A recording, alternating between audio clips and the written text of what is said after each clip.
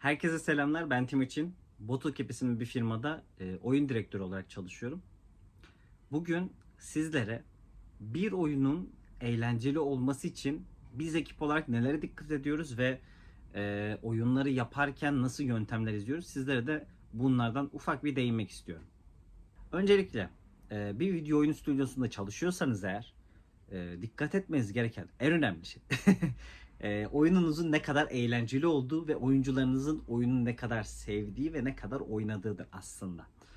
Tabii bu demek değil ki hiçbiriniz kendi içinizden geçenleri yapmayın ve oyuncular ne derse ne isterse onu yapın. Bu kesinlikle değildir. Aksine siz bir tasarımcı ve bir video oyun tasarımcısı olarak aslında oyuncuların zihninin arkasında, beyinlerinin köşesinde bildikleri ama nasıl dile dökeceklerini bilemedikleri o şeyleri çıkartıp bir şekilde onlara da hitap eden, içinde kendi imzanız da bulunan ve herkesin hem eğlenerek hem de içindeki sürükleyicilikle birlikte akıp giderken yaşayacakları bir macera yaratmak aslında.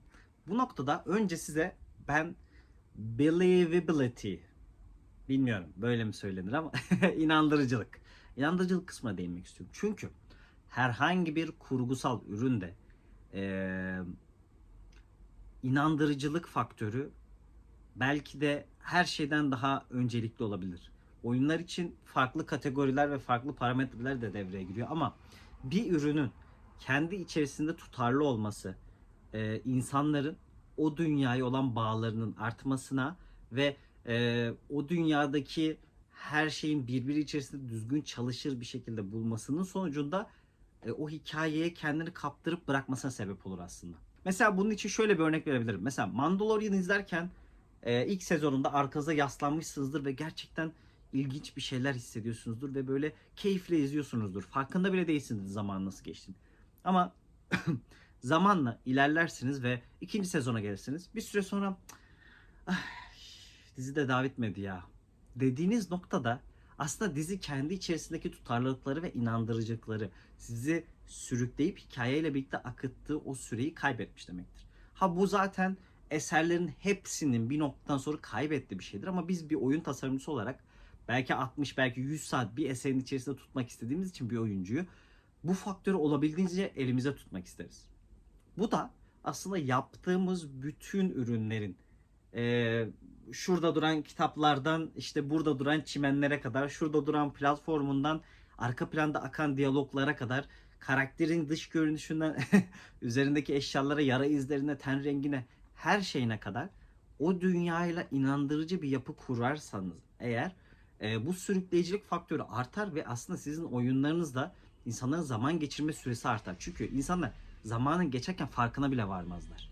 Ve bu da aslında bir oyun tasarımcısı olarak yakalamak istediğiniz en önemli şeylerden bir tanesidir. Bilgisayar oyunlarında e, insanların oyuncularınızla bulabileceğiniz, kurabileceğiniz insani bağlar yakalamanın aslında en önemli noktası.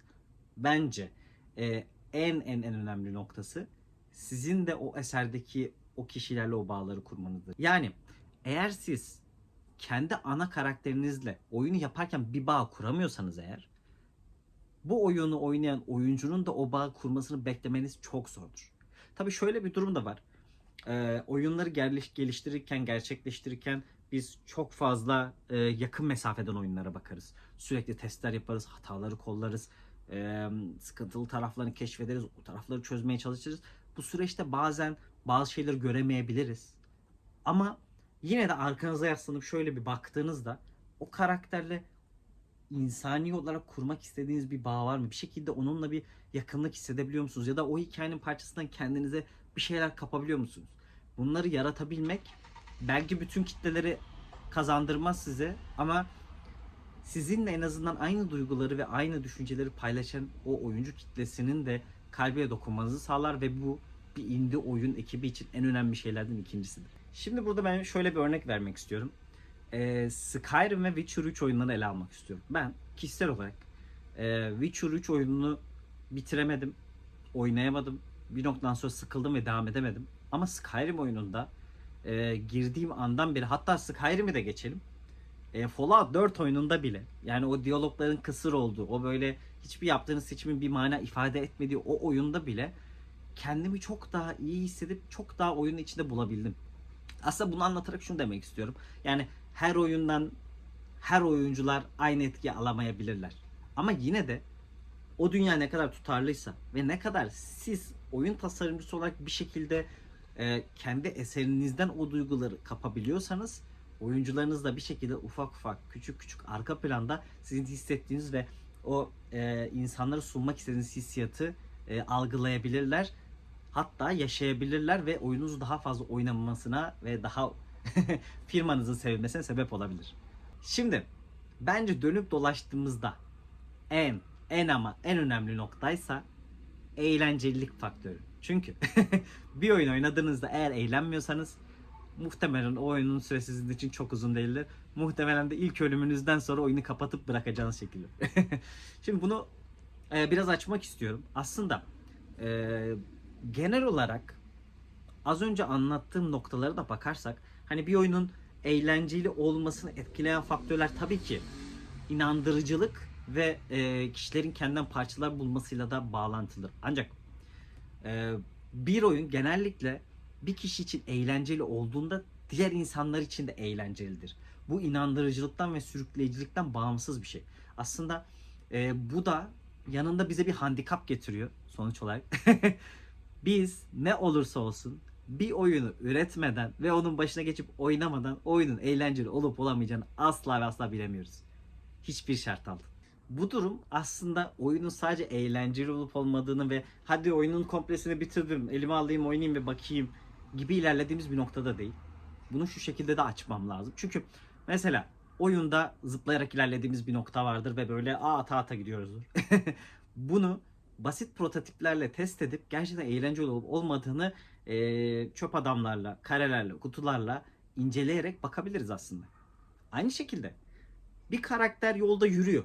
Sadece bir karakter yolda yürüyor. Ancak bu karakter gerçekten bizim oyuna uygun bir karakter mi?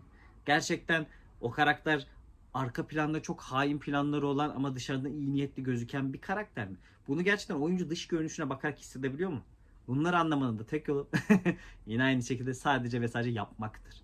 Bu yüzden biraz Nike sloganı gibi olacak ama bu yolda bir şeyler üreten arkadaşlar varsa benim verebileceğim en büyük tavsiye sadece yapın arkadaşlar. Hiç arkanıza bakmayın, hiç düşünmeyin. Üretin, deneyin, test ettirin, sonuçlara bakın ama kesinlikle baktığınız sonuçlara göre oyunum çok eğlencesizmiş ya deyip kenara atmayın. Neden eğlencesiz olduğunu keşfedin. Sorular sorun, sorulara cevaplar bulun ve sonunda aslında kendi ürününüzü üretirken aynı zamanda dışarıya da ürettiğinizi unutmayarak eğlenceli bir kendi ürününüzü üretmeye doğru yola çıkmış olun diyeceklerim aslında ve verebileceklerim tavsiyeler bu kadar. Şimdi dönüp dolaşalım. Peki biz Bottle Cap olarak nasıl bir yöntem izliyoruz? Bunu sizlere anlatmak istiyorum. Biz Bottle Cap olarak aslında oyun yapımını bir problem çözmeye benzetiyoruz. Çünkü oyunlar hem bağımsız olarak hem de birbiriyle bağlantılı olarak problemler bütünüdür. Nasıl? Örnek veriyorum. Bir oyunda e, yaratıklara dönüşüp mü savaşacaksınız yoksa yeni bir yaratık yaratıp mı savaşacaksınız? Bu ikisi arasındaki fark bile dünyalar kadardır. Ve siz bunları yaparken, yapmadan daha doğrusu çözüme ulaşma şansınız yoktur. Ama bunun dışında siz bir yaratık yaratarak savaşacaksanız da o yaratığın yaratılış şekli yerden daireler çıkıp yukarı doğru mu yaratılacak? Yoksa gökten bir ışık inecek ve yaratık var mı olacak bir anda? Bunları belirlemek hepsi aslında bir problemdir. O yaratık olduğu yerde dururken ve sadece nefes alırken gerçekten de bizim istediğimiz o hissiyatı verebiliyor mu? Gerçekten de o yaratık havada süzülen bir elemental mi? Yoksa o yaratık suların içinde gezen bir timsah mı? Bunların sadece dış görünüşle veremezsiniz. Bunları hem birbiri içinde inandırıcı hem kendi hislerinizi kattığınız bir dünyayla hem de eğlencelik faktörünü gözeterek sürekli tekrarlar ederek ancak bulabilirsiniz. Ve bunlar aslında birer problemdir.